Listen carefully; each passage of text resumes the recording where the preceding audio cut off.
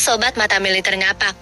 Kali ini kita akan membahas sebuah peristiwa penting dalam dunia militer dan diplomasi maritim, yaitu kedatangan kapal perang besar milik Angkatan Laut Jepang, JS Sumi, yang merapat di dermaga 107, Tanjung Priok, Jakarta Utara, pada tanggal 23 Agustus tahun 25. Kedatangan kapal ini disambut langsung oleh jajaran Komando Daerah Angkatan Laut 3 yang dipimpin Laksamana Muda TNI Uki Prasetya melalui Asop Skodaeral 3 Kolonel Laut Yovan Arhianto Yusuf. Dan sehari setelahnya, pada tanggal 24 Agustus, Pangko Armada RI Laksamana Madya TNI DR Deni Hendrata juga menghadiri kegiatan deck reception di atas kapal tersebut.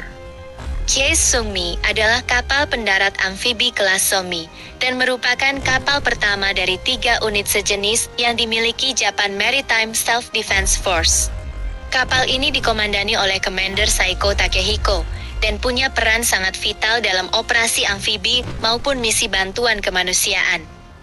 Dari segi kemampuan, JS Sumi punya dek yang sangat luas, setara dengan kapal induk. Kapal ini mampu menampung hingga 8 helikopter Seahawk di flight deck-nya. Selain itu, kapal ini juga dilengkapi dengan deck elevators yang menghubungkan flight deck dengan lower deck, tempat parkir kendaraan tempur.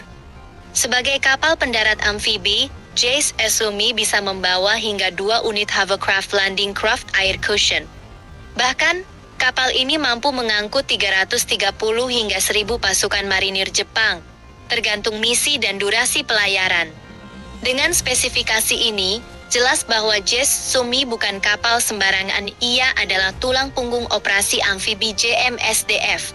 Lalu apa tujuan kedatangannya ke Indonesia? Menurut Nangko Daeral 3, kedatangan JS Sumi kali ini merupakan bagian dari rangkaian latihan bersama Garuda Shield yang akan digelar di Lampung. Latihan Garuda Shield adalah agenda multinasional penting yang melibatkan berbagai negara sahabat termasuk Jepang, dengan tujuan meningkatkan interoperabilitas militer dan kesiapan pasukan di kawasan Indo-Pasifik. Selain untuk latihan, kehadiran JS Sumi juga membawa makna diplomatik yang besar. Kegiatan deck reception yang digelar di atas kapal ini bukan hanya acara seremonial, tetapi juga wadah interaksi budaya dan persaudaraan antar personel TNI AL dan JMSDF. Melalui acara ini, hubungan bilateral Indonesia-Jepang semakin dipererat dan kerjasama strategis di bidang pertahanan maritim semakin dikokohkan. Pangko Armada RI Laksamana Madya TNI Deni Hendrata menegaskan bahwa interaksi ini diharapkan dapat memperkuat sinergi strategis antara kedua angkatan laut. Tujuannya jelas, mendukung stabilitas kawasan, mempererat kerjasama operasi laut, sekaligus menjaga keamanan maritim di tengah dinamika global yang terus berubah. Sobat Mata Militer Ngapak, inilah contoh nyata bagaimana diplomasi maritim dijalankan lewat kekuatan militer. Kehadiran kapal besar seperti JS Sumi di Indonesia bukan hanya soal unjuk kemampuan, tapi juga simbol persahabatan dan komitmen menjaga perdamaian bersama. Dengan spesifikasi tempur yang mumpuni dan peran diplomatik yang dijalankan, JS Sumi menunjukkan bahwa kekuatan laut bukan hanya untuk perang, melainkan juga untuk menjalin hubungan antar bangsa. Itulah tadi pembahasan kita tentang kedatangan kapal perang Jepang JS Sumi di Jakarta. Bagaimana menurut Sobat Mata Militer Ngapak? Apakah kerja sama Indonesia-Jepang di bidang militer laut akan makin erat ke depan? All hits.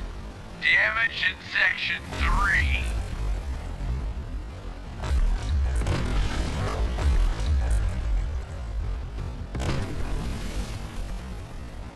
Helicopter ready for battle. Attention, we have been noticed. Helicopter in the air. Helicopter launch sequence initiated.